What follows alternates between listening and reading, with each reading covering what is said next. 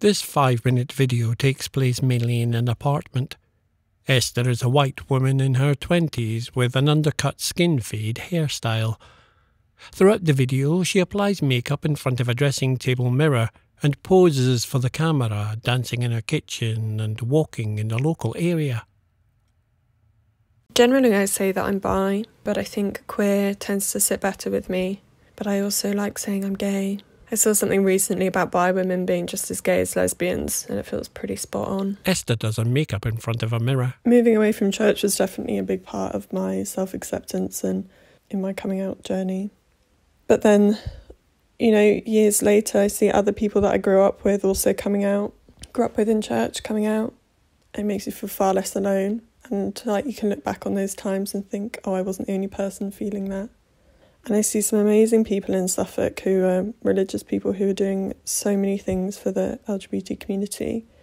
Reverend Andy Dochin is one of the fiercest allies I've ever met, and he does so much for our community.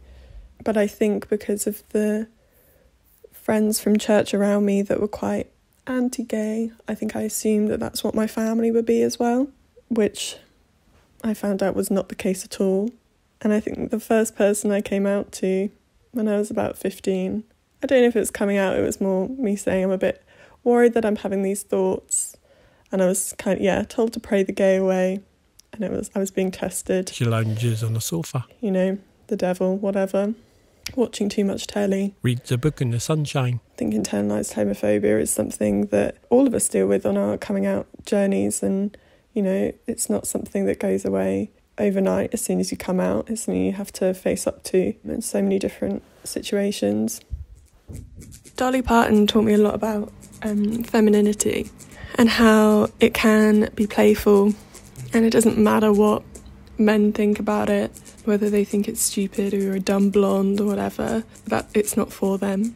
And I think when I discovered that, I didn't shy away from my femininity as much. Sometimes I feel too femme She stretches to be queer and too butch to be straight. But then I look at Dolly Parton and she reminds me that I'm just how I need to be. She shimmies her shoulders. I certainly feel quite different here, but I think I've also spent a lot of time being able to work out what my expression is. It's hard to find a guy in Suffolk who respects bisexuality, queerness, and then there aren't many queer women of my age in Ipswich, and that's hard to meet someone.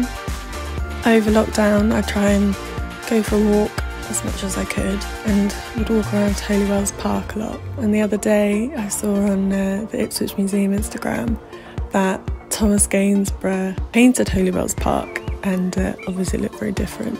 I like to imagine a little dyke like me walking around the scene with an undercut, a skin fade, a black denim jacket. She poses sitting on a bed in a white suit.